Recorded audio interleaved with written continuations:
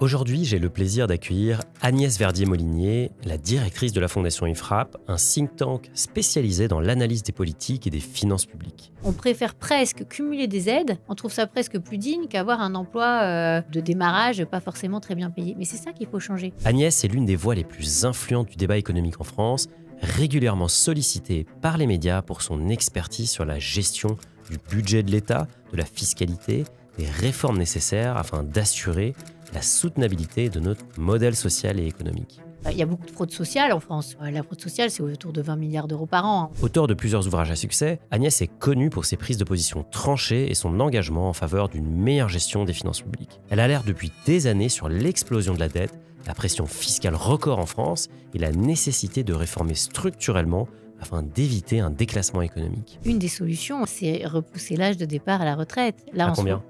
Je propose 66 ans en 2033. Dans ce Finary Talk, nous allons décrypter la situation budgétaire de la France en 2025. Ensuite, nous nous tournerons vers nos voisins afin de voir quelles leçons nous pouvons tirer de leur situation. Et enfin, nous mettrons à l'épreuve le plan d'économie de 30 milliards d'euros proposé par Agnès. Est-il réaliste ? Sera-t-il suffisant ? Découvrez les réponses d'Agnès Verdier-Molinier, une invitée engagée, prête à débattre d'un sujet essentiel mais brûlant. C'est parti.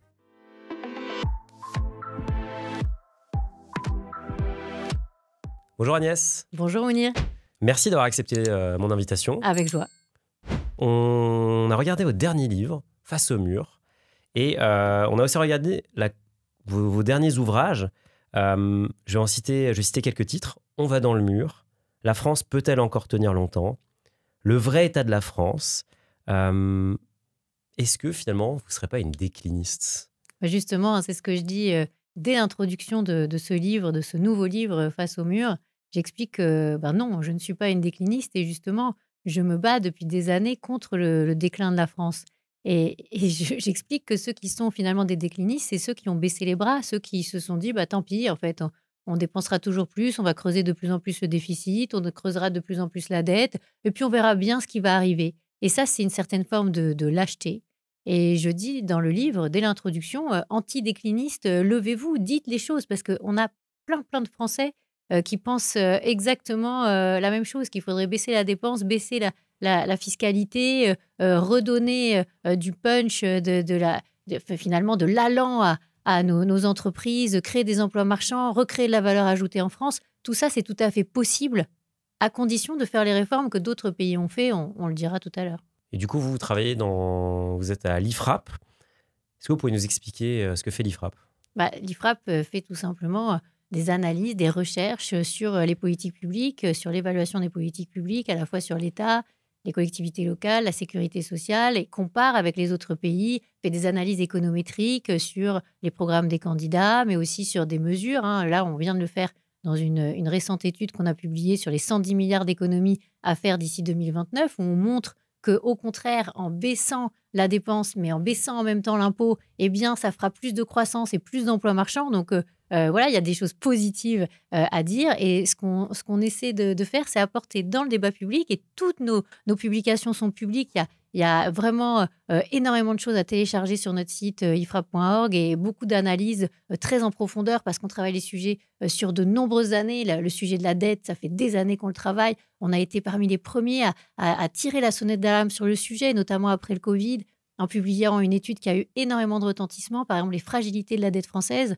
Jusqu'à Bercy, c'est une étude qui a été extrêmement lue, mais on partage tout ça avec l'ensemble de nos concitoyens, parce qu'on pense qu'avant tout, les sujets de politique publique, ce sont des sujets qui nous appartiennent à tous. Ce n'est pas des sujets qui appartiennent à l'État ou à l'administration. Non, ce sont des sujets qui sont liés en fait à notre quotidien, parce que tout est fiscal, tout est administratif en France, et que si on ne se saisit pas depuis des organismes comme le nôtre, des fondations libres, indépendantes, qui font leur propre travail de recherche, on aurait finalement uniquement la statistique publique, uniquement l'analyse publique. Et donc là, ça donne de la diversité, ça donne du débat aussi. C'est ça qu'on aime.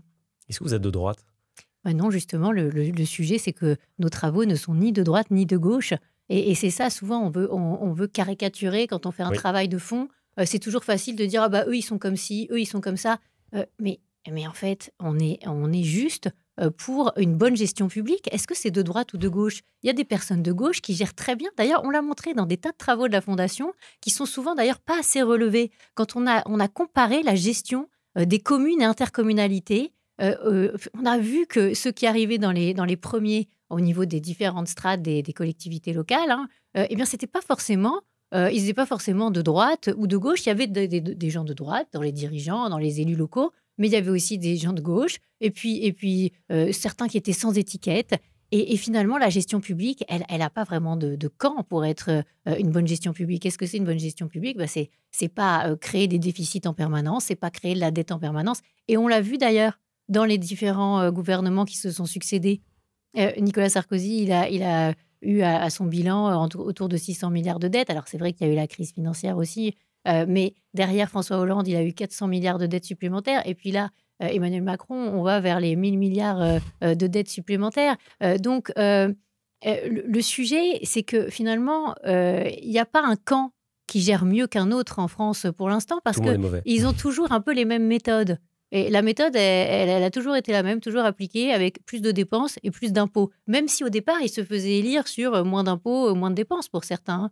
Mais on ne baisse pas tellement le taux de prélèvement obligatoire en France, même si Emmanuel Macron a fait un petit peu des efforts sur le sujet. Et la dépense publique, on ne la baisse pas tellement non plus. Donc, nous, ce que nous disons, mais inspirons-nous de ce qui marche ailleurs. Il n'y a pas besoin d'aller très, très loin pour se rendre compte que ce n'est pas en taxant toujours plus qu'on réussit à créer plus de valeur ajoutée dans un pays. En bourse, vous savez que suivre son patrimoine et ses performances peut être compliqué. Avec Finari, vous pouvez synchroniser plus de 20 000 banques et établissements partout dans le monde, que ce soit votre assurance vie, votre PEA, votre compte crypto, vous pouvez tout avoir automatiquement au même endroit. Notre plateforme sécurisée permet également de suivre votre performance, les dividendes que vous allez toucher et les revenus passifs que vous générez. On vous aide même à gérer votre budget et à gagner encore plus d'argent en débusquant les frais cachés que peuvent contenir votre patrimoine. Finari, c'est l'outil indispensable si vous voulez gérer votre patrimoine et assurer votre avenir financier. Afin que vous puissiez profiter de toutes les fonctionnalités, je vous offre 20% sur notre abonnement avec le code qui s'affiche à l'écran. Allez, on retourne au talk. Il y a un sujet qui coûte très cher en France, c'est les retraites. On suggère souvent qu'il faut passer d'un système par répartition, qui est notre système actuel, vers un modèle capitalisant. Pourquoi ce serait une solution? Alors, déjà, une des solutions, et je le dis dans mon livre, c'est repousser l'âge de départ à la retraite. Là, à combien? Je propose 66 ans en 2033. Donc, ce n'est pas quelque chose non plus de extrêmement dur, parce que les autres pays autour de nous, vous le savez comme moi, ils sont déjà à 66 ans, 67 ans. Ouais. Et même ceux qui ont des principes, comme le disait par exemple le président de la CPME dernièrement, des principes d'ajustement automatique de l'âge de départ en fonction de l'espérance de vie. Donc, si on suit simplement l'évolution de l'espérance de vie, évidemment, il faut repousser l'âge de départ à la retraite. Et tous ceux que vous côtoyez et qui ont le même âge que vous le savent bien qu'il faudra travailler plus longtemps. Donc, dire que les Français sont contre, c'est presque idiot, parce que comment on peut être contre une évidence, une obligation? Parce que le jour où on aura un actif pour financer un retraité, mais ça deviendra infinançable et notre système s'effondrera. C'est pas possible, en fait, de conserver un système qui fait peser autant sur un salaire d'un actif pour payer le salaire d'un retraité. Ensuite, sur la question de la capitalisation, j'ai écrit un papier dans les Échos il y a quelques jours qui notamment abordait ce sujet. Ça reste un tabou en France. Et pourtant, ça ne devrait pas être un tabou parce que ça permettrait de financer beaucoup mieux notre économie. À la fois nos entreprises, parce que beaucoup d'entreprises françaises se retrouvent avec des fonds de pension américains dans les actionnaires. C'est un secret pour personne. Et puis aussi notre dette, puisqu'on en parlera tout à l'heure, beaucoup de non-résidents achètent de la dette française. Alors, pourquoi on ne le fait pas? Alors que les agents publics, et ça aussi dans le rapport de la Cour des comptes qui vient de sortir sur ce sujet des retraites à la demande du Premier ministre, on voit il souligne qu'il y a un système de capitalisation pour les agents publics sur leurs primes, avec 44 milliards d'euros d'encours, ça s'appelle la RAFP. Donc c'est une capitalisation obligatoire, cotisée tous les mois par les agents publics de ce pays, placés en capitalisation. Donc les agents publics, c'est fonctionnaires? Voilà, les agents publics de l'État, des territoires et des hôpitaux. Et on nous dit, pour le privé, c'est pas possible, il faut pas le faire. Et d'ailleurs, dans la réforme de 2019, qui était prévue par Édouard Philippe quand il était Premier ministre, il avait prévu de supprimer cette retraite en capitalisation. Alors que nous disons à la Fondation IFRAP, et depuis de nombreuses années, qu'il faut copier. Parce que quand il y a des choses qui sont moins bien dans le secteur public, on peut s'inspirer du secteur privé. Mais quand il y a des choses qui sont bien dans le secteur public, pourquoi ne pas le copier dans le secteur privé? C'est du bon sens.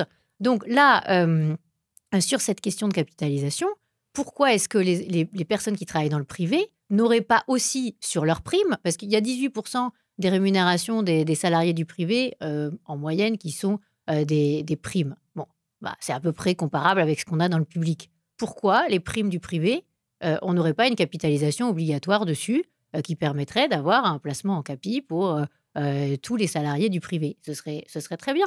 Ce serait déjà un bon pas en avant. Hein, et ce serait l'équivalent de ce qu'on fait pour les salariés du public. Par ailleurs, aujourd'hui, en termes d'encours de capitalisation en France, on en a 260 milliards, sans compter justement le système de capitalisation obligatoire des agents publics, qui est de 44 milliards. Donc, ça fait autour de 300 milliards d'encours de capitalisation en France. Si on était à l'aune de ce qui se passe dans les pays qui nous entourent, on aurait quasiment 10 fois ça en capitalisation. Donc, là, et c'est vrai qu'il y a un sujet, parce que c'est le sujet de financer notre économie. Mais déjà, si on commençait par l'équivalent de 2 points de cotisation comme pour les fonctionnaires, ça permettrait aussi aux Français peut-être de s'acclimater et de comprendre et aussi de s'intéresser au financement de l'économie. Parce que quand vous avez de la capitalisation, eh bien évidemment, vous vous intéressez beaucoup plus à comment vont les entreprises de votre pays, comment elles se développent, est-ce qu'elles créent de l'emploi, est-ce qu'elles ont des résultats, est-ce que leurs résultats sont bons, etc., etc. Des choses qui paraissent évidentes, mais qui pour autant, quand on est en répartition, on met ça dans un grand chaudron qui finance les retraités actuels et finalement, on ne s'intéresse pas à où est placé l'argent de sa retraite, forcément, puisqu'elle n'est pas placée, puisqu'elle finance directement en répartition les inactifs en temps réel. Donc là, il y a une vraie question, mais on ne pourra pas passer d'un seul coup d'un système par répartition à une capitalisation. Ce n'est pas possible. L'autre piste qu'on aurait pu avoir, c'est dire l'Agirc Arrco, ça pourrait être considéré à un moment basculer entièrement en capitalisation à condition qu'ils aient assez de réserves, etc. Vous pouvez nous expliquer ce que c'est l'Agirc Arrco? L'Agirc Arrco, ce sont les retraites complémentaires des personnes qui travaillent dans le privé. Mais là aussi, c'est très compliqué, c'est très complexe. Donc déjà, copions le système des agents publics, capitalisation obligatoire sur les primes, ce serait déjà formidable.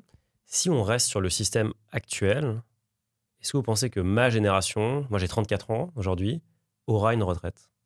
Alors, je pense que oui, mais je pense qu'elle ne sera pas du tout du même niveau de taux de remplacement par rapport à aujourd'hui. C'est-à-dire qu'aujourd'hui, quand vous partez à la retraite, vous vous dites grosso modo, vous allez avoir 50% de votre dernier salaire au moins en retraite. Mais ce n'est pas du tout le cas, ce ne serait pas du tout le cas si on ne fait pas de réforme, si on ne repousse pas l'âge de départ à la retraite.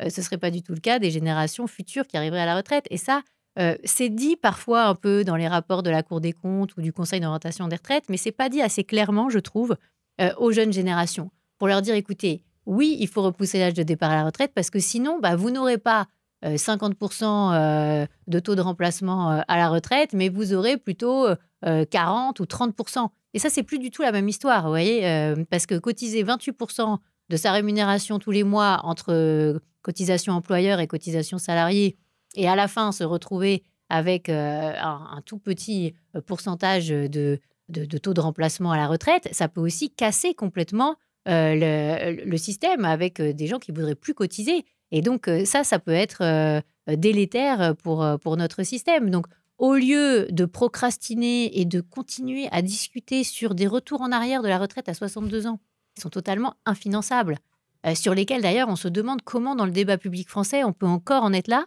c'est très étonnant. Quoi. Et pourquoi on est encore là du coup? Parce que je crois qu'on ne challenge pas assez du tout les décideurs ou disons les différents partis politiques qui mettent ce genre de sujet sur la table. Parce qu'on leur dit « Ah oui, ça coûterait 10 milliards par an et puis 50 milliards à long terme. Oh, mais oui, mais bon, il a proposé ça. » Mais non, c'est juste pas possible en fait. Et c'est impossible. Et d'ailleurs, on le verra avec le résultat du conclave, qu'on ne doit pas appeler conclave, entre les partenaires sociaux, on verra très bien qu'ils ne vont pas réussir à trouver une solution Parce que là, ils explorent cette piste actuellement. pour retourner à... Non, parce que en fait, c'est ce que j'expliquais aussi dans ce papier des Échos, là, totem et tabou, parce que le Premier ministre a dit qu'il faudrait évoquer tous les sujets sans totem et sans tabou. Mais il y a il y a plusieurs totems et il y a plusieurs tabous. Il y a d'abord un tabou, c'est que on ne dit jamais que les taxes de production qui sont payées en plus par nos entreprises par rapport aux autres pays, elles sont en grande partie, elles existent pour financer les retraites, notamment la Caisse nationale d'assurance vieillesse.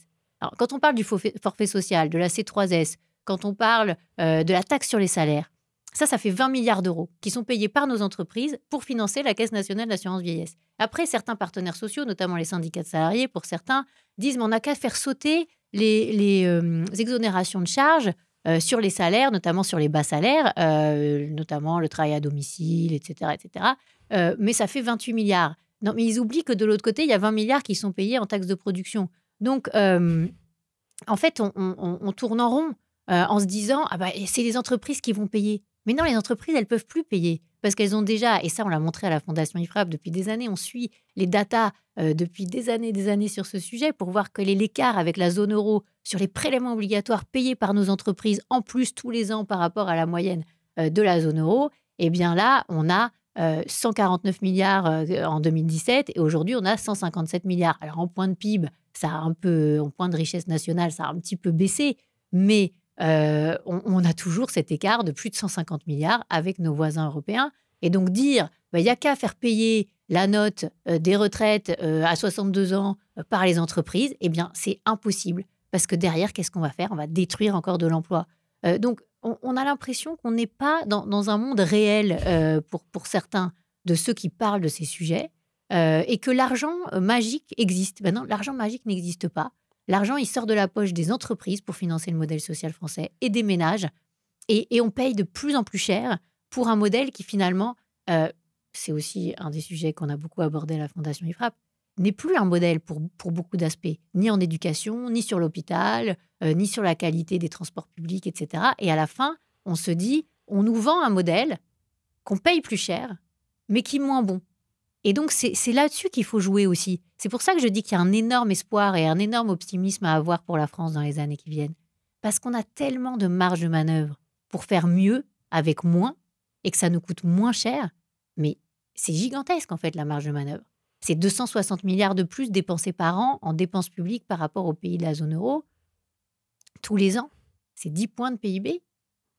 Ça veut dire qu'on a une marge de manœuvre énorme et que, justement, il faut garder un optimisme parce qu'on part de tellement loin pour bien gérer qu'il suffit de gérer un peu mieux. Et nous, on propose que 110 milliards d'euros d'économie par rapport à 260 milliards d'écart avec les autres pays. Donc, on peut faire des miracles vraiment pour améliorer la situation de nos entreprises, de nos ménages et pour que le travail paye mieux aussi. Parce que finalement, quand on se lève le matin, quasiment la moitié de la journée, on travaille pour l'État. Et ça, c'est lourd aussi à porter. Et évidemment, en net dans la poche, ça fait beaucoup moins à la fin du mois. Le gouvernement a annoncé que le budget 2025 représentait une baisse des dépenses de 30 milliards. Mais en fait, vous nous expliquez que c'est une hausse de 40 milliards. Est-ce que vous pouvez nous expliquer pourquoi? D'où vient cette petite erreur de calcul? En fait, c'est pas compliqué du tout. C'est que en toutes dépenses publiques confondues, on va atteindre environ un peu moins de 1 700 milliards d'euros de dépenses en 2025. C'est 40 milliards de plus que l'année dernière. Voilà. Alors, évidemment, à Bercy, ils ne calculent pas comme ça. Ils disent si on avait continué à dépenser comme les années précédentes sur le même tendanciel d'évolution, on aurait dépensé 70 milliards de plus. Donc, comme on n'en dépense que 40 de plus, ça fait 30 milliards d'économies. Vous me suivez? Bon. Sauf que ça a ses limites. Parce que le tendanciel, on ne sait pas trop comment ils le calculent. D'ailleurs, c'est très intéressant parce que je ne sais pas si vous avez vu, mais Éric Lombard et Amélie de Montchalin ont annoncé qu'enfin, ils allaient dire comment ils calculaient le tendanciel et quel était le tendanciel. Parce qu'évidemment, si vous donnez une économie par rapport à un tendanciel que vous ne dévoilez pas, ça pose quand même un petit problème d'analyse derrière. D'ailleurs, le Haut Conseil des finances publiques a bien expliqué dans son dernier avis sur la loi de finances 2025 et sur la loi de financement de la sécurité sociale 2025 qu'on n'avait pas 30 milliards d'économies, mais 3. Et qu'on avait pas 2 tiers de baisse de dépenses et 1 tiers de hausse d'impôts, mais 3 milliards d'économies versus 27 milliards de hausse d'impôts. Et une grosse partie de ces hausses d'impôts, je ne vais pas vous le cacher, c'est sur les entreprises et les entrepreneurs de ce pays. Donc, continuer à croire qu'une poignée d'entreprises et de ménages va pouvoir continuer à boucher les trous d'un système qui est parti, en fait, dans une sorte de boule de neige de la dépense qu'on n'arrête pas, mais c'est totalement une illusion, en réalité. D'ailleurs, croire que ceux-là ne sont pas mobiles et qu'on va pouvoir dire, bah tiens, comme Eva Sass le fait avec sa proposition de loi que vous avez sûrement suivie pour taxer les centimillionnaires et leur dire qu'il va falloir payer 2% par an de leur patrimoine total. Est-ce qu'on croit vraiment qu'ils vont rester résidents fiscaux en France? Ah oui, alors c'est vrai, ils se sont dit, ah oui, ils vont peut-être pas rester. Alors on va les obliger à rester en France. Non mais c'est comme ça qu'on attire l'investisseur, l'entrepreneur, qu'on mobilise des troupes entrepreneuriales dans un pays en 2025. Mais c'est carrément repoussant en fait. Et d'ailleurs Bernard Arnault le dit quand il dit que finalement il est plus appelé à investir aux États-Unis parce qu'on lui dit bah, venez, etc. Alors parce qu'il y a ce côté aussi séduction, venez chez nous. Est-ce que nous, on dit aux entrepreneurs de France ou du monde qui voudraient s'installer en France, est-ce qu'on leur dit qu'on les aime? Est-ce qu'on leur dit qu'on a besoin d'eux? Est-ce qu'on leur dit qu'ils sont finalement les créateurs de valeur ajoutée qui permettent en fait, parce que sans entreprise, il n'y a pas de financement de l'État, il n'y a pas de financement de la sécurité sociale, il n'y a pas de financement des collectivités locales. Hein. Et ça, nous, on a inversé le modèle. Nous travaillons plus pour l'État, la sécurité sociale et les collectivités qu'ils ne travaillent pour nous. Mais il faut inverser ça, en fait. À nouveau, le remettre dans le bon sens. Et donc, c'est pour ça que je dis qu'il n'y a pas 30 milliards d'euros d'économie, mais 40 milliards de hausse de dépenses. Et que je propose aussi, comme dans les autres pays qui ont eu des problèmes de finances publiques à un moment, et il y en a eu en Europe, heureusement, ça nous permet d'avoir forcément des exemples et des références très intéressantes. Eh bien, on a montré avec mon équipe de la Fondation IFRAP que beaucoup de pays avaient fait stagner, voire baisser en valeur la totalité de leurs dépenses publiques. Pas sur de nombreuses années, je le reconnais tout à fait, sur 1 an, 2 ans, mais ce serait déjà formidable de dire, ben voilà, on fait un vrai budget zéro valeur. Alors là, on le fait pour l'État en 2025, c'est vrai, on l'a reconnu, on l'a écrit à la Fondation IFRAP, hein, vous verrez, il y a une note d'analyse sur notre site sur ce sujet. L'État le fait, mais hors opérateur, les opérateurs ne le font pas.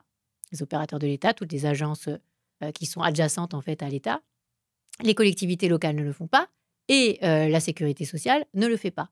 Donc, si on voulait vraiment ne pas dépenser plus, il faudrait dire on dépense pas 1 euro de plus que l'année d'avant. Ça, ce serait une vraie économie réelle et ça existe, ça a existé en Europe, donc c'est pas du tout impossible. Est-ce que c'est réaliste de demander à l'État de se réformer lui-même? C'était notamment l'objet de la théorie de James Buchanan, théorie des choix publics, qui montre qu'en fait l'intérêt des agents politiques, c'est de se faire réélire, c'est de rester au pouvoir. Donc, est-ce qu'on peut vraiment espérer que des gens qui veulent se maintenir au pouvoir nous demandent à tous de faire plus d'efforts et donc d'entendre des choses qui ne sont pas forcément agréables à entendre, comme une retraite à 66 ans? Alors, c'est vrai que c'est difficile. Et d'ailleurs, nous l'avons dit à la Fondation IFRAP aussi, dans les pays qui réussissent à réformer, ils ont un Parlement qui est vraiment indépendant, qui a ses propres capacités de chiffrage, d'analyse économétrique, de statistiques. Nous, notre Parlement est un nain en la matière. C'est-à-dire qu'on parle beaucoup dans l'hémicycle, il y a beaucoup d'invectives, il y a beaucoup de théâtre, il y a beaucoup de choses qui se disent. Mais finalement, sur l'évaluation des politiques publiques, l'évaluation de la dépense, c'est extrêmement faible. Alors, au Sénat, un peu mieux qu'à l'Assemblée nationale, il faut le reconnaître, parce qu'il y a des travaux de grande qualité dans certains rapports sénatoriaux. Et heureusement qu'on a le Sénat pour être un peu plus sur la brèche sur ces questions. Mais néanmoins, on est à des années-lumière de ce que font des pays comme le Royaume-Uni, la Suède ou l'Australie, qui ont doté leur Parlement d'une véritable capacité d'évaluation. Donc, il y a ça. Sur l'évaluation des normes, c'est la même chose. Tous les pays européens qui sont un peu avancés sur ce sujet, je pense à la Belgique, je pense aux Pays-Bas, je pense à l'Allemagne, qu'est-ce qu'ils ont fait?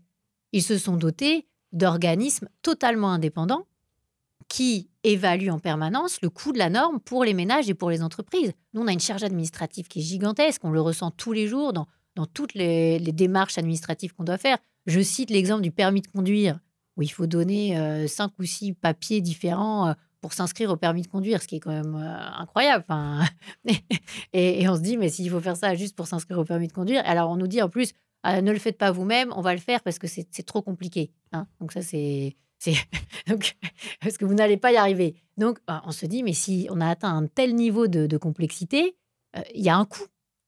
Et nous, on l'a calculé, la Fondation IFRAP, c'est à peu près 100 milliards d'euros par an. Donc, c'est un impôt papier supplémentaire. Mais c'est vrai, vous avez raison, que si on demande à l'administration elle-même de finalement, réformer, Se couper un bras. qu'est-ce qu'on va avoir? Rien, il va rien se passer. Et d'ailleurs, c'est assez intéressant parce que j'ai fait une petite intervention sur le sujet l'autre jour. C'est le ministère de la fonction publique qui est chargé de la simplification. On est sûr qu'on ne va pas avoir énormément de simplification dans les mois et les années qui viennent. Alors, on fait des textes simplification, mais en réalité, ce n'est pas du tout ça qu'il faudrait faire. Là, on se souvient de la loi climat-résilience 2021. Ça crée quoi? Ça crée les zones zéro artificialisation nette, ça crée les ZFE, ça oblige à pas louer quand on a des DPE, donc des classements énergétiques trop faibles. Je ne vais pas rentrer dans tous les détails sur les logements. Donc ça accentue la crise du logement. Ça coûte des milliards, cette loi climat-résilience. Aucune évaluation du coût de la norme dans la loi climat-résilience. Vous pouvez ressortir l'étude d'impact. Il y a des études d'impact depuis la réforme constitutionnelle de 2008 et il n'y a pas de chiffres. En tout cas, pas les chiffres qui sont les plus importants. Et donc, par exemple, sur cette loi, pour simplifier, il faudrait dire on fait un moratoire total sur toutes les normes supplémentaires qui ont été appliquées à l'époque. Sur CSRD, par exemple, on en parle beaucoup en ce moment parce qu'il y a le retournement, on va dire, de la Commission européenne avec sa loi Omnibus qui veut simplifier. Alors, après des années de complexification, d'évolution normative incroyable, où on a reçu des cascades de normes, notamment de la Commission européenne, alors tout d'un coup, ils font un retour en arrière. Oui, mais en fait, ils vont garder CSRD, c'est du reporting pour les entreprises sur leur impact environnemental et social. L'ESG. Voilà. Ils vont garder ça, mais en exclure 80% des entreprises qui étaient concernées. Mais pourquoi pas supprimer totalement? Pourquoi pas simplifier vraiment? Pour 2035, j'en parle aussi dans mon livre, sur l'automobile thermique dont on ne va plus pouvoir vendre de véhicules neufs à partir de 2035 en Europe, ni la Chine ni les États-Unis ne s'auto-infligent une purge pareille. Non. Alors pourquoi nous, est-ce qu'on garde cette date de 2035 avec des amendes en plus qui se comptent en milliards sur nos constructeurs automobiles et des destructions d'emplois à la clé qui sont malheureusement à compter en plusieurs de dizaines de milliers. C'est ce qu'on attend malheureusement dans les mois qui viennent. Et d'ailleurs, les syndicats le disent. Donc là, c'est vrai qu'attendre de ceux qui sont dans la complexité, qui créent la complexité, de baisser la complexité, de baisser la norme, de réformer le modèle, eh bien, c'est vrai que c'est un peu naïf. Donc, évidemment qu'il faut que des structures comme la Fondation IFRAP existent pour analyser de l'extérieur la dépense publique, l'utilisation de nos deniers publics communs, parce que c'est l'argent public, c'est notre argent. Hein. Mais évidemment qu'il faut pouvoir faire des analyses indépendantes sur le sujet. Il nous faut un Dodge? Alors, je crois qu'on n'en est pas là. Ne serait-ce que réformer, revoir les missions publiques, ouvrir la boîte noire en se disant que fait l'État? Parce que nos concitoyens sont perdus entre les missions de l'État, les missions des communes, des intercommunalités, des départements, les missions des régions, mais aussi les caisses sociales, les caisses primaires d'assurance maladie, les caisses d'allocation familiale, mais aussi les opérateurs de l'État. On va en citer, je ne sais pas combien, France Travail, l'ANSES, etc., etc. Donc, certaines sont totalement en concurrence les unes avec les autres. Il y a un énorme problème d'organisation publique. C'est d'abord réarchitecturer tout ça. Parce que je pense que ce niveau de complexité, il existe qu'en France, dans les grandes démocraties.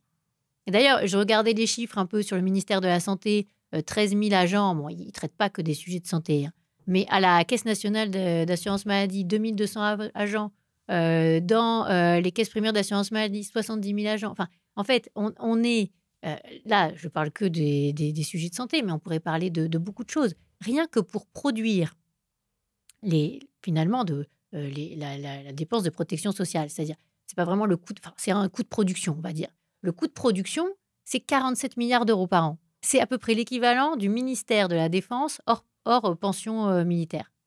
Donc, on dépense autant pour distribuer l'argent du social, de la maladie, des retraites, etc., que sur le plan de la défense. Ça devrait nous faire tilt quand même. On devrait se dire, waouh, c'est énorme. Hein. Et là, ces 47 milliards, c'est plus de 10 milliards de plus par rapport à l'Union européenne en moyenne tous les ans. Donc là, il y a une économie énorme à faire. Mais parce qu'on a 2 étages de l'assurance maladie obligatoire et les complémentaires santé obligatoires. Si on faisait comme les Pays-Bas ou la Suisse ou d'autres pays, on mettrait des assureurs en concurrence, public ou privé, au premier euro. Les citoyens auraient du choix. Ils auraient le choix d'un assureur, comme quand ils assurent d'autres choses dans leur vie. Et ils pourraient comparer. Ils pourraient comparer aussi l'accompagnement sur leur santé, etc., etc. Mais nous, on n'a aucun choix là-dessus. Et ça ne coûterait pas plus cher de passer sur un système privé?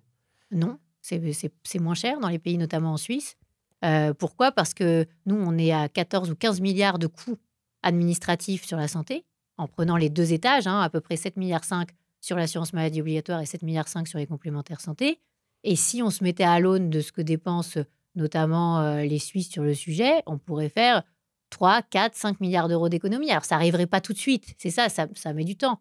Mais dans les pays où ils ont cette culture du contrat et de la négociation sur les coûts justement administratifs et de gestion, ils disent, bah oui, on veut bien des assureurs en concurrence, mais on ne veut pas payer plus de tant de pourcents de dépenses de fonctionnement.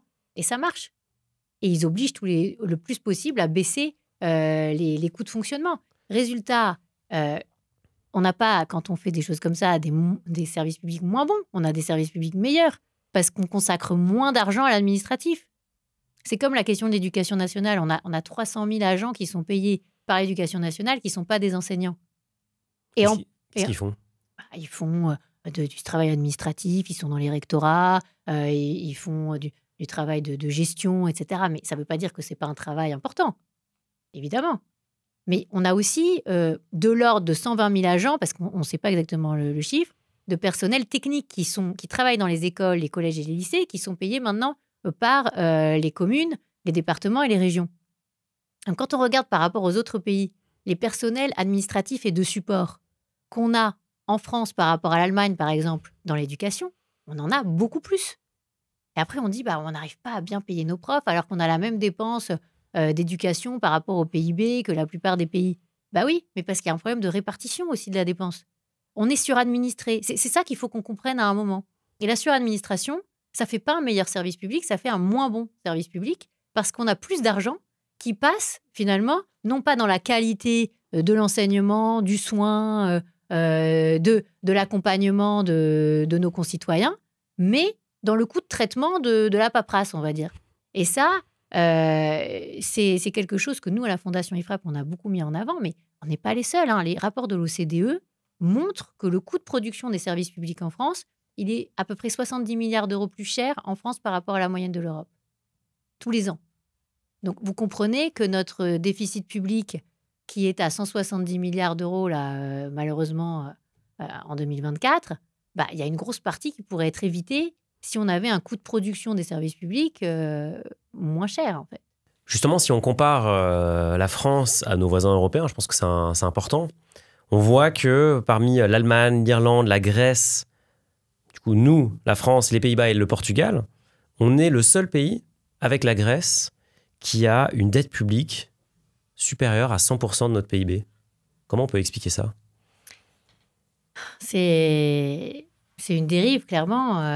C'est lié aussi au quoi qu'il en coûte du Covid. C'est-à-dire, avant le Covid, on est à 98% de dette par rapport au PIB. Mais maintenant, on sait qu'on est à 112, 114. La Cour des comptes dit, oh là là, si on ne fait pas les efforts, on va être à 130 dans les années qui viennent. Donc, c'est c'est quelque chose, je crois que c'est en 2030 qu'ils disent ça, et c'est quelque chose quand même qui doit nous interpeller parce que à un moment, on va dépasser. Alors il y a la Grèce, mais il y a aussi l'Italie Qui est déjà plus loin. qui est très largement au-delà des 100%. Mais le sujet, c'est que à un moment, il faut que on se saisisse de cette question, mais vraiment. C'est-à-dire que chaque fois qu'on dit qu'on va faire le travail, et plusieurs fois, ça a été dit, qu'il y aurait des économies qui allaient être faites, etc., etc. Et quand vous regardez le bilan, en réalité, il se passe vraiment pas grand-chose. Parce qu'on ne peut pas réaliser des économies de long terme avec juste des petits coups de rabot par-ci, par-là. C'est ce que je disais tout à l'heure, c'est que c'est toute une réorganisation globale qu'il faut penser avec aussi une simplification qui doit être bien meilleure pour l'ensemble des Français. C'est-à-dire, par exemple, pourquoi pas gérer toutes les aides sociales au niveau central, comme nous on le propose. C'est-à-dire, il y a des choses qu'il faut décentraliser, bien sûr. L'éducation, la gestion des hôpitaux, la culture, tout ça, on peut décentraliser au niveau local, au niveau des communes et des régions. Mais il y a des choses qu'on peut recentraliser pour une meilleure gestion et moins de fraude. Parce que vous me posiez la question aussi potentiellement de la fraude. Il y a beaucoup de fraude sociale en France. Ça coûte combien la fraude? La fraude sociale, c'est autour de 20 milliards d'euros par an. On l'a chiffré, c'est 10 milliards sur les prestations, 10 milliards sur les cotisations.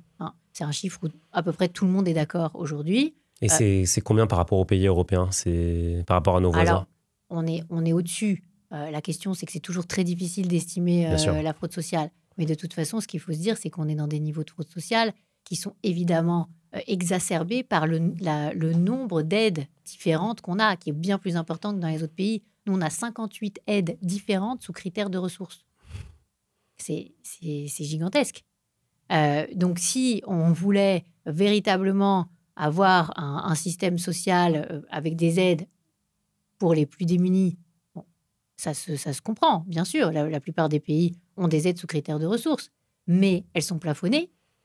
Parfois même, elles rentrent dans le revenu fiscal de référence. Ça pourrait être une bonne idée. Et puis, elles sont souvent distribuées en manière de crédit d'impôt. C'est-à-dire, nous, on pourrait avoir Bercy qui gérerait l'ensemble des aides sociales comme un crédit d'impôt. Alors, ça évite le non-recours, ça évite la fraude. Ça permet aussi que, quand c'est contrôlé, soit contrôlé par Bercy et pas par les caisses d'allocation familiale. Mais c'est un changement total de paradigme. Parce qu'aujourd'hui, l'État dit les départements peuvent plus s'en occuper, c'est trop cher, notamment du RSA. Reprennent pour certains départements, mais pas pour tous, notamment la Seine-Saint-Denis, notamment des départements des DOM. Mais pourquoi pas pour tous? Donc là on est dans un enchevêtrement des responsabilités. Et pourquoi nous, on a une dette qui galope, en fait, alors que dans les autres pays, c'est plutôt en train de se stabiliser, voire de baisser? Eh bien, tout simplement parce qu'on ne prend pas du tout à bras-le-corps ces sujets. Et aussi qu'on est dans une sorte de déni. C'est-à-dire, on dit, oui, c'est la France.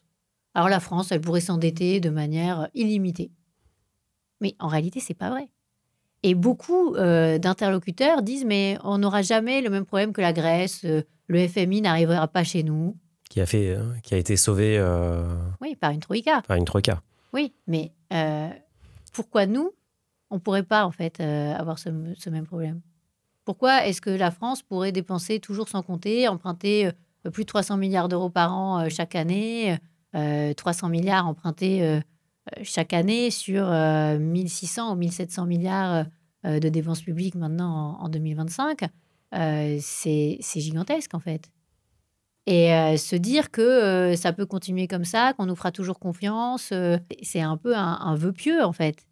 Et d'ailleurs, Olivier Blanchard, pendant des années, a dit qu'il fallait s'endetter parce que les taux étaient faibles, voire négatifs, etc., etc. Dernièrement, il a dit qu'on pouvait tout à fait imaginer que le FMI intervienne en France. Donc, il y a quand même un tournant qui est en train de se passer. On se dit, le FMI n'est pas intervenu qu'en Grèce, il est intervenu au Portugal, en Irlande. Et moi, ce que je dis dans ce livre, c'est ne faisons pas ce que certains disent aujourd'hui dans les cercles avertis sur les finances publiques, où ils disent finalement, il n'y a plus qu'à attendre le FMI. N'ayons pas cette lâcheté, en fait. Agissons. Ah oui. Parce qu'en fait, on sait on sait de quoi on souffre, mais il faudrait attendre que ça se délite parce qu'on n'est pas capable de faire nous-mêmes le travail. Il faut attendre que d'autres viennent le faire. Mais si le FMI vient en France, qu'est-ce qui va se passer? Il appliquera la même potion qu'en Grèce ou au Portugal. Donc, ce ne sera pas une désindexation des pensions sur 6 mois. Hein, ce sera des baisses de pensions de 15-20%. Ce sera des suppressions de postes très, très importantes dans la fonction publique. J'ai calculé que si on faisait la même chose qu'en Grèce ou au Portugal, on était entre 500 000 et 1 million de postes supprimés. C'est pas du tout... C'est pas agréable. non, mais c'est pas les propositions même que nous faisons à la Fondation IFRAP. Ça n'a rien à voir. Parce que plus on attend, et plus on attend que d'autres prennent les décisions pour nous, parce que c'est ça, en fait, la réalité. Parce qu'on n'a pas le courage de le faire, on n'a pas le courage de se le dire, donc on continue à rester dans des chimères, à la retraite à 62 ans, mais on ne regarde pas en face les comptes publics. Et derrière, ce sera beaucoup plus dur. Et plus dur pour nos concitoyens. Et plus dur pour, justement, ceux qui sont les plus précaires, les moins aisés, etc. Donc, je crois qu'on a une occasion, là, surtout en ce moment, avec toutes les questions de défense qui se posent, et de se reconcentrer sur un État régalien qui assume ses rôles de base, c'est-à-dire sécurité intérieure et sécurité extérieure, se rendre compte que la sécurité sociale, finalement, a pris la place de l'État dans nos vies, presque. Et que c'est devenu le vrai corpus constitutionnel de la France. Et qu'à un moment, ça ne peut pas durer éternellement. Parce que sinon, jamais on aura des équipements de défense à la hauteur des risques encourus actuellement. Hein. Parce que ce que nous avons montré à la Fondation IFRAP, c'est que depuis les années 60, où on était à l'époque à 5% de dépenses de défense par rapport à la richesse nationale, hein, on a baissé à autour de 2%. Et encore, on rame pour être aux 2%. Et pendant ce temps-là, la dépense sociale, elle était à 14%, elle est passée à presque 32%. Hein, 31,5%. Donc, ça veut dire quoi? Ça veut dire qu'on a doublé la part de dépenses sociales dans la richesse nationale, pendant qu'on a divisé par 2, et un peu plus même, la part de dépenses de défense par rapport à la richesse nationale. Et ça, dans la période que nous vivons, ça doit être aussi une façon de se réveiller et se dire que c'est plus possible d'avoir un système social qui coûte aussi cher, qui incite pas en plus au travail, qui est plutôt désincitatif au travail que incitatif au travail, alors qu'on dit qu'on doit aller vers une économie de guerre. Il y a quelque chose qui est totalement paradoxal. Si on regarde chez nos voisins, les solutions qu'ils ont appliquées, je voudrais qu'on revienne sur l'exemple de l'Irlande, qui a appliqué ou s'est vu appliquer un plan d'austérité quand même assez violent. Vous pouvez nous rappeler les contours de ce plan et on va dire l'impact que ça a eu sur l'économie? Alors justement, dans le livre, hein, je fais 50 propositions pour en fait s'en sortir. Hein, c'est ce que j'explique dans le livre. Alors dans les 5 parties du livre, à chaque fois, il y a 10 propositions à la fin de chaque partie.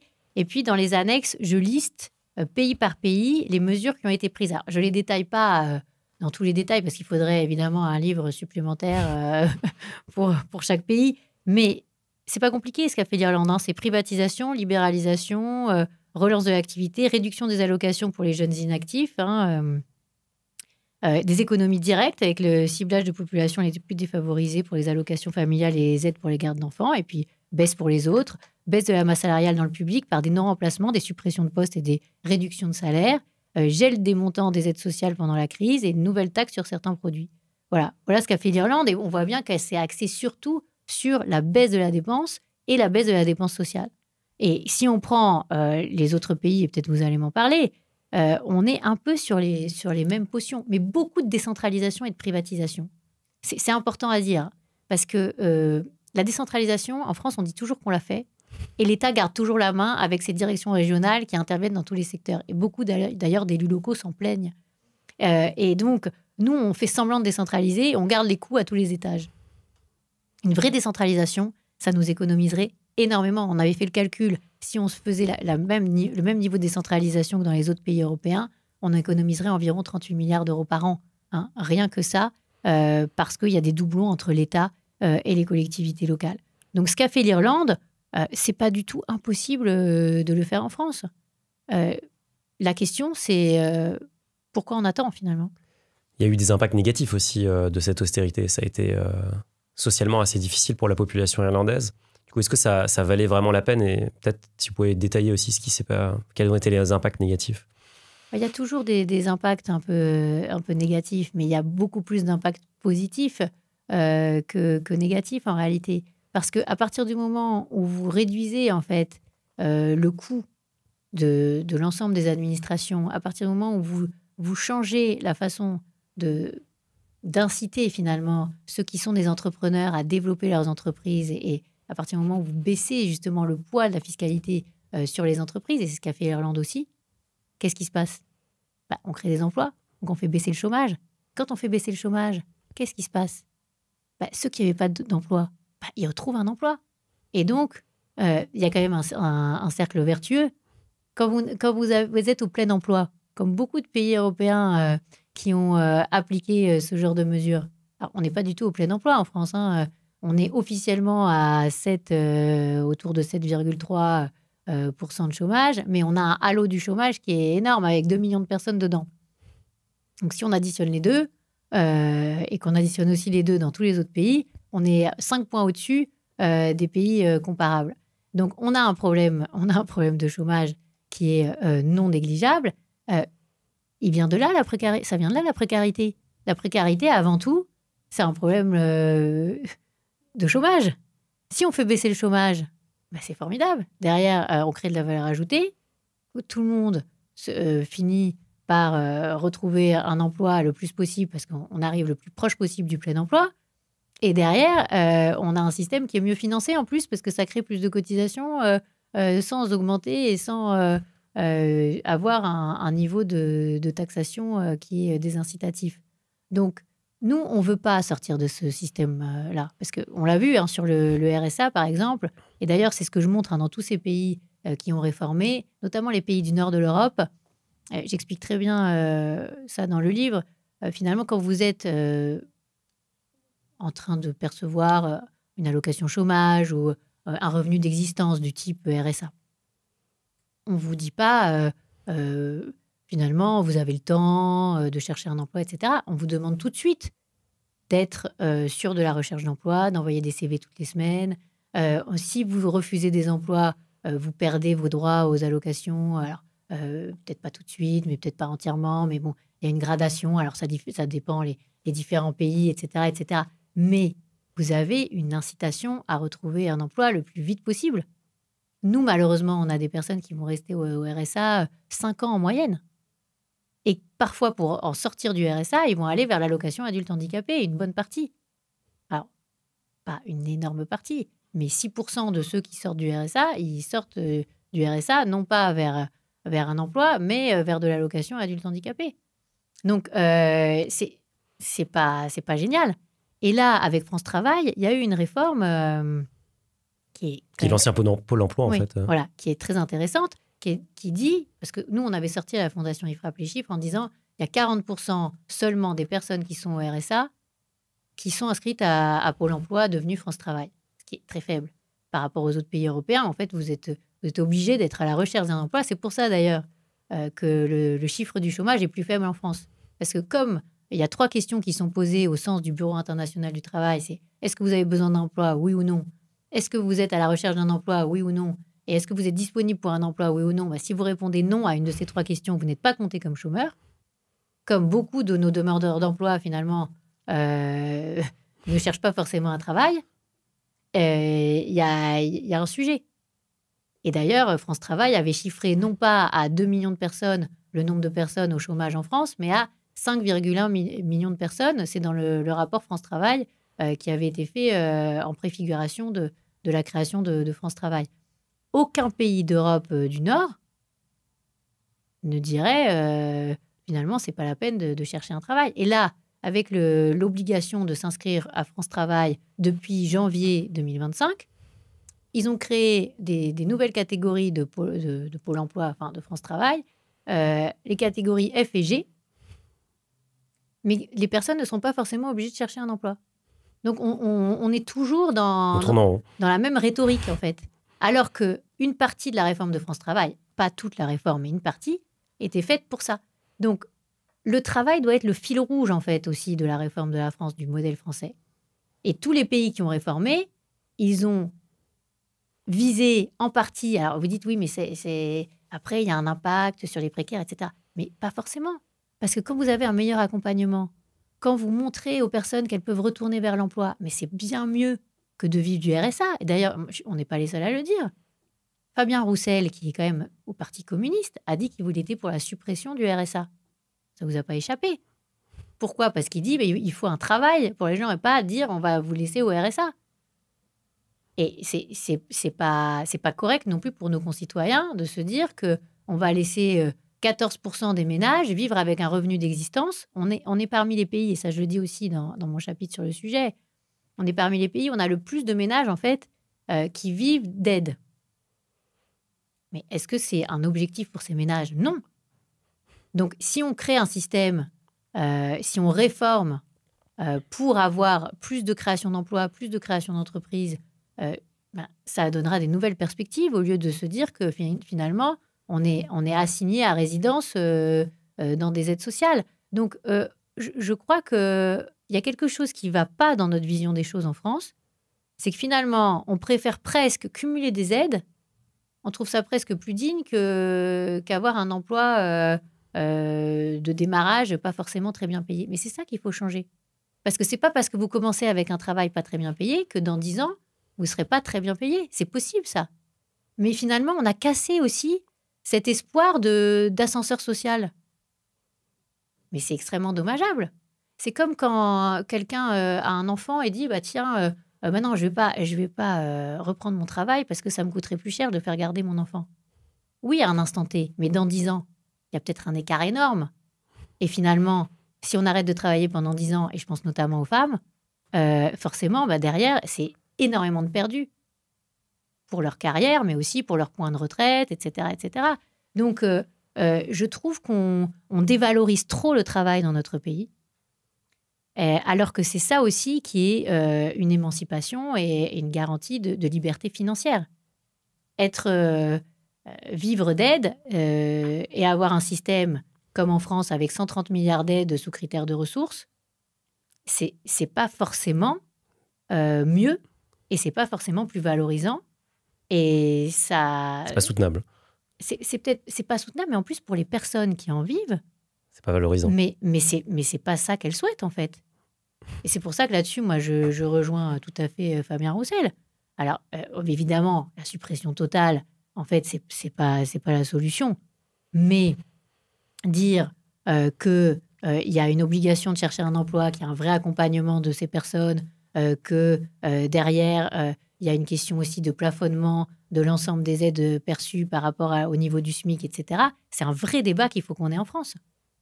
Justement, vous proposez un plan d'économie pour 2025 de 30 milliards d'euros, mais en réalité, vous poussez ce plan jusqu'en 2029 à plus de 130 milliards d'euros. 110 milliards d'euros.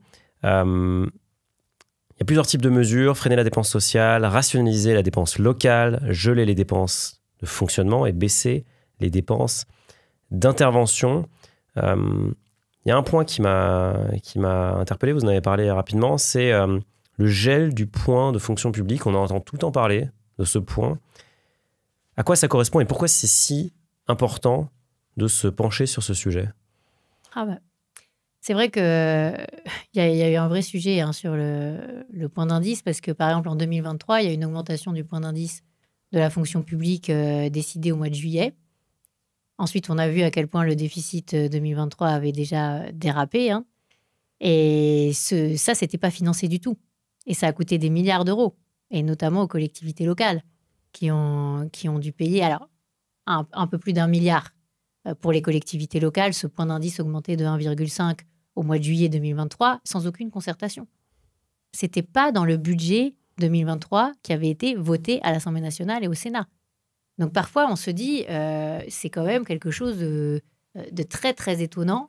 La décision publique, c'est pas prévu dans le budget initial, c'est pas présenté à nos représentants, et pour autant, tout d'un coup, au mois de juillet, c'est décidé comme ça sur un comptable et ça coûte des milliards. Et le gel du point d'indice, ça veut pas dire que les rémunérations des agents sont totalement gelées. Ça veut dire quoi alors? Ça veut dire qu'on n'augmente pas le point d'indice. Mais ça ne veut pas dire que vous ne pouvez pas augmenter un agent qui va changer de poste, qui va augmenter à l'ancienneté. Vous savez, il y a beaucoup d'augmentation de salaire à l'ancienneté, en réalité, dans la fonction publique. Donc, le point d'indice, c'est une sorte de règle nationale où on dit on augmente tout le monde de la même manière. Mais ça, c'est une vision. D'ailleurs, les collectivités locales et les hôpitaux s'en plaignent parce que c'est décidé à Paris pour tout le monde de la même manière. Que vous travaillez à Clermont-Ferrand ou en Alsace ou en Bretagne. Mais quel pays fonctionne encore comme ça, avec un point d'indice centralisé, décidé sans connaître les personnes? D'ailleurs, vous demandez à un directeur d'hôpital s'il aimerait bien avoir une capacité de rémunération différenciée sur les agents qui travaillent dans son hôpital. Bien sûr qu'il aimerait avoir beaucoup plus de latitude. Mais en réalité, en ayant un système, mais c'est tout le système d'indice de la fonction publique qu'il faut réformer. C'est pour ça que nous, on dit à terme, il faudrait embaucher sous contrat sur l'ensemble des fonctions publiques le plus possible, hors fonction de souveraineté, c'est-à-dire hors tout ce qui est magistrat, police, justice, etc., et budgétaire. Mais tout ce qui est territoire, fonction publique territoriale, hospitalière, éducation nationale, et éducation en général, évidemment, il faut embaucher sous contrat. Donc plus de fonctionnaires sur ces postes-là? Mais le sujet, c'est pas plus de fonctionnaires, c'est plus de personnes qui ne sont pas des contractuels, en fait. Et d'ailleurs, ça résoudrait un des gros problèmes de déficit qu'on a aujourd'hui et qui n'est pas tellement affiché, c'est le déficit des pensions publiques. Vous avez vu que ça a été un gros sujet, notamment parce que le Premier ministre en a parlé dans son discours de politique générale, et il a évoqué un déficit qui n'était pas affiché des pensions publiques. Et derrière, la Cour des comptes n'a pas voulu chiffrer cela. Et nous, on dit que le déficit de la fonction publique d'État pour les retraites, du système de pension des agents publics, il est d'au moins le double de ce qu'on a pour le privé. Il y a une autre proposition que vous faites dans votre livre, Face au mur, c'est l'absentéisme dans la fonction publique. Est-ce que c'est pas un peu un mythe, ce sujet ? Ah non, pas du tout. C'est un coût énorme pour nos finances publiques. C'est 15 milliards d'euros par an. C'est la Cour des comptes qui a chiffré ça. Et alors, ce qui est très étonnant, c'est que c'est quasiment le même coût pour la fonction publique en termes de coût pour la collectivité que le coût des indemnités journalières de sécurité sociale pour l'ensemble des salariés du privé. Donc, un peu plus de 20% finalement, de ceux qui travaillent, qui sont dans le secteur public, qui génèrent autant de coûts d'absentéisme que ceux qui travaillent dans le privé. Donc, il faut quand même se poser des questions. Rien que pour les collectivités locales, on est autour de 7 à 8 milliards d'euros par an de coûts de l'absentéisme. Et on sait que c'est beaucoup dans les collectivités locales qu'on a des soucis d'absentéisme, et beaucoup aussi dans les hôpitaux publics. Alors après, il y en a aussi dans l'éducation nationale, avec plus d'absentéisme que dans les écoles du privé sous contrat. Donc là, il y a un écart qui est important. Et évidemment, il faut faire des réformes. Alors déjà, cette année, depuis le 1er mars d'ailleurs, il y a une indemnisation des arrêts maladie dans le public qui est un peu moins importante. Ils sont passés de 100% de la rémunération qui était versée aux agents à 90% sur les 3 premiers mois. Et ça va faire une économie, rien que ça, d'un peu moins d'1 milliard d'euros par an. Donc, passer à 90% de son salaire quand on est malade, c'est pas non plus scandaleux. D'ailleurs, c'est ce qui est appliqué dans le privé par l'assurance maladie. Et on peut se dire quand même que c'est quand même pour faire baisser le taux d'absentéisme des agents. Nous, sur certaines régions, on arrivait, et notamment les personnels techniques des lycées, à plus de 40 jours d'absence par agent et par an. Vous vous souvenez des régions que c'était ? Ah, mais il y en avait plein, et notamment la région Rhône-Alpes-Auvergne, où il y avait énormément d'absences dans les personnels finalement de nettoyage, etc. Mais alors là aussi, ça pose la question de l'externalisation. Pourquoi est-ce qu'on a des personnels à vie employés toute l'année pour le nettoyage des lycées, alors que ça pourrait être tout à fait externalisé à des entreprises privées qui d'ailleurs pourraient reprendre en grande partie les personnels, et qui auraient peut-être plus aussi de perspectives d'évolution dans ces entreprises que là, dans les lycées, où finalement il y a une sorte de... il n'y a pas tellement, on va dire, de mélange entre les équipes enseignantes et ces personnels. Et puis, il y a un sujet aussi de gestion des ressources humaines. Bon, mais on ne va pas rentrer dans tous les détails. Donc, ce sujet de l'absentéisme, il est énorme. Nous, on avait préconisé aussi d'appliquer les 3 jours de carence comme dans le privé, voire si on voulait mettre tout le monde, toutes choses égales par ailleurs, parce qu'on peut comprendre aussi que c'est compliqué, parce que dans le privé, il y a parfois des entreprises qui prennent en charge à 100%, etc., etc. Bon, on peut dire 2 jours de carence, pas pris en charge ni dans le public ni dans le privé. Ça pourrait être très bien, comme ça, tout le monde est pareil, et ça ferait baisser l'absentéisme à la fois du privé et du public. Ça a été une négociation, notamment du Parti socialiste, qui ne voulait pas cette mesure de jour de carence pour le public dans la loi de finances 2025. Finalement, il reste que cette indemnisation un peu en baisse, mais quand même pas tellement en baisse. 90%, encore une fois, c'est pas scandaleux. Et d'ailleurs, les collectivités locales sont assez étonnantes là-dessus, parce qu'elles ont fait entendre leur voix et elles ne veulent pas appliquer ça. Alors pourquoi elles ne veulent pas appliquer ça? Pour une partie d'entre elles, elles disent que ça leur fait trop de travail administratif d'ouvrir un dossier quand il y a un agent qui est malade. Alors que quand une personne est malade dans le secteur privé, il faut bien ouvrir un dossier puisque vous recevez de toute façon la feuille d'arrêt maladie pour la partie employeur. Donc on se demande aussi, quand on lit ça, que les collectivités locales trouvent que ça leur fait trop de travail administratif, comment ils gèrent vraiment l'arrêt maladie de leurs agents. Est-ce qu'il y a une vraie traçabilité, une vraie information sur le sujet? On en vient même à se demander si on a les vrais chiffres du coût pour la collectivité de l'absentéisme dans les collectivités locales. Donc vous voyez, ce sujet-là, c'est un sujet où quand vous faites une petite mesure qui fait un peu moins d'1 milliard d'euros d'économie sur 15 milliards de dépenses, vous vous rendez compte que derrière, on n'a peut-être pas les bonnes datas non plus et les bonnes informations. Donc c'est au contraire, c'est un sujet fondamental. Parce que si on a trop d'agents absents, évidemment, la qualité du service public, elle va baisser, vous voyez. Donc c'est un sujet pour chacun d'entre nous. Il y a un sujet que vous évoquez pas dans vos propositions, qui pourtant est très présent dans le débat public, c'est celui de la fraude fiscale. Pourquoi vous avez choisi de faire l'impasse dessus? Alors, j'en avais beaucoup parlé dans les précédents livres. Fraude fiscale, fraude sociale, j'avais donné beaucoup de chiffres. Sur la fraude fiscale, nous, on considère à la Fondation IFRAP qu'on a déjà des retours assez corrects de Bercy, qui a des bons résultats sur le sujet. Si je ne me trompe pas, on est autour de 12 ou 13 milliards de rentrées liées justement à la lutte contre la fraude fiscale. En revanche, sur la fraude sociale, on est autour d'1 milliard de retours sur la fraude sociale, alors que la fraude sociale, elle représente 20 milliards d'euros. Et nous, pour nous, la fraude fiscale, c'est autour de 30 milliards d'euros. Parce qu'il y a beaucoup de chiffres qui circulent aussi. Ça aussi, c'est très difficile de l'évaluer. Mais une grosse part de fraude à la TVA dans la fraude fiscale. Et sur la fraude sociale, on voit bien qu'on est à des années-lumière de l'efficacité qu'on a sur la fraude fiscale. Donc, c'est pas qu'on fait l'impasse. On travaille énormément sur ces questions. Vous regardez sur le site de la Fondation IFRAP, on a publié énormément sur la fraude fiscale et sur la fraude sociale. On publie tous les ans d'ailleurs, et notamment on commente les chiffres justement des avancées de Bercy sur le sujet. Mais on demande pourquoi est-ce que la fraude sociale n'est pas gérée aussi par Bercy, parce que là, on pourrait avoir des résultats beaucoup plus importants. Il faudrait au moins avoir un niveau de retour sur la fraude sociale d'au moins 5 à 6 milliards d'euros par an. On n'y est pas du tout. Donc ça, c'est un objectif qu'il faudrait avoir. D'ailleurs, le ministre Cazenave avait créé, Thomas Cazenave, il avait créé un comité sur la fraude fiscale et sociale. Et puis finalement, ce comité s'est réuni qu'une seule fois, malheureusement.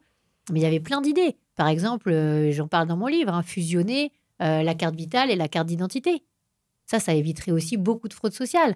Beaucoup de prêts de carte vitale et sur lesquels on ne peut absolument pas vérifier l'identité des personnes, enfin, etc. etc. Bon, on ne va pas rentrer dans tous les détails. Donc oui, il y a un travail à faire, surtout sur la fraude sociale et sur la fraude fiscale, peut-être encore un peu, mais il y en a toujours. On peut toujours améliorer, et notamment tout ce qui est sur le carrousel à la TVA, qui coûte très cher. Mais parce que ce sont vraiment des gens qui finalement montent des entreprises exprès pour frauder. Mais sur la fraude sociale, qu'est-ce qu'on fait aujourd'hui? Il y a des petites avancées, mais c'est rien par rapport à ce qu'il faudrait faire. Et il y a un tabou en France là, sur ce sujet. Justement, pourquoi il y a ce tabou sur ça? Parce que ça paraît évident. Parce qu'on considère, je crois que frauder, c'est plus grave de frauder en fiscal qu'en social. qu'en social, finalement, c'est pas de leur faute, etc., Est-ce etc. qu'on est dans le besoin, peut-être? Alors qu'en réalité, on s'aperçoit qu'il y a aussi de la fraude organisée. Et moi, j'ai eu des témoignages incroyables d'agents publics qui m'expliquaient comment certaines personnes arrivaient à frauder le minimum vieillesse en n'ayant quasiment pas résidé en France de toute leur vie et en ayant fait des fausses déclarations de revenus en France qui étaient en dessous du niveau d'imposition. Et ça, je l'explique aussi dans le livre. Et qui finissent par arriver à toucher un minimum vieillesse indu sur nos deniers publics, sur nos cotisations, sur nos impôts. Donc, à un moment, faut peut-être se poser des questions là-dessus. C'est aussi grave de frauder le social que de frauder le fiscal. Agnès, je vous propose de terminer ce talk par le chrono finari. Je vais vous poser des questions. Vous aurez 2 choix à chaque fois. Et donc, je vous laisserai choisir un des 2 et peut-être nous expliquer de façon très succincte, en 2-3 mots, pourquoi vous avez choisi cette option. Fraude fiscale, inacceptable ou compréhensible? C'est inacceptable, évidemment. Chômage, fardeau ou choix? Pour la plupart des gens, c'est un fardeau. Mais pour certains, c'est un choix. Couper les APL ou le RSA? Plutôt le RSA. Mais parce que la question, c'est qu'à un moment, ça ne peut pas être une sorte de salaire à vie. Donc, peut-être qu'on pourrait se dire, au bout de X années, on ne peut plus toucher le RSA. Couper l'aide de retour à l'emploi ou les allocations familiales? Là aussi, difficile parce que les allocations familiales, on va en avoir besoin pour la natalité dans les prochaines années. Les aides sociales, facteur de sécurité ou d'inactivité? Plutôt d'inactivité. C'est-à-dire, mais je dirais plus que ça, c'est une désincitation à un moment au travail. Les fonctionnaires sont des méritants ou des privilégiés? Ils peuvent être les deux. En fait, je ne veux pas caricaturer notre travail sur le sujet. Parce que j'en connais certains qui sont vraiment extraordinaires et qui ont vraiment l'intérêt général chevillé au corps et qui travaillent énormément. Dernière question, le titre de votre prochain livre, La France franchit le mur ou La France dans le mur? Ce dont j'ai envie, c'est évidemment qu'on réussisse. C'est ça l'engagement que j'ai au quotidien. Et pas moi seule, mais aussi toute l'équipe de la Fondation IFRAP. Et c'est aussi pour ça que je publie ce livre, Face au mur. Donc, ce que j'espère, c'est que le prochain livre, ça pourrait être, ça y est, on a fait le travail et il y a des résultats. Parce que à chaque fois qu'il y a des choses positives, on le dit aussi. Et on le chiffre et on l'explique. Et voilà, c'est factuel. Donc oui, on peut y arriver. Merci Agnès. Merci à vous.